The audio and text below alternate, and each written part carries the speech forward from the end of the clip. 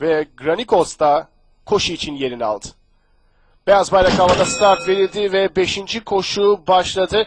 Toplu sayılabilecek bir çıkışın ardından ilk metreler geçilirken önde 6 numaralı Yunus Efe'yi izliyorum, ancak bariyer dibinden gelen 7 numaralı Dylan numarayı alma çabasındaki bunu az farklı başarıyor. Hemen dışında ikincilikte kaldı 6 numaralı Yunus Efe. Onların dışında üçüncülükte 12 numaralı Martinez'i izliyorum.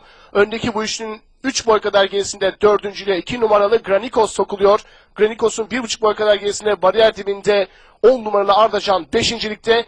Ardacan'ın 1 boy kadar gerisinde ortadan 9 numaralı Turkish Sword önlere gelmeye çalışıyor. 1 numaralı Baba Yiğit'le birlikte.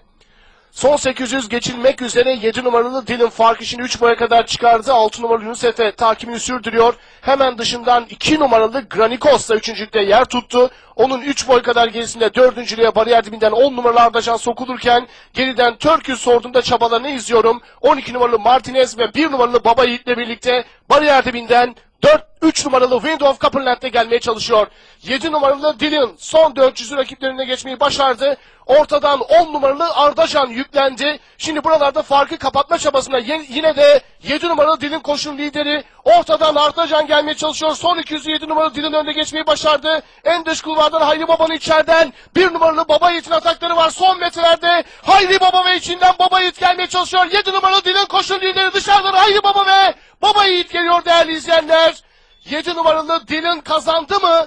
Bununla ilgili karar varış hakemlerine kaldı. 7 numaralı Dylan, 8 numaralı Hayri Baba ve 1 numaralı Baba Yiğit tabelanın 3 sırasını oluşturdu değerli izleyenler. Bununla ilgili kararı varış hakemleri verecek.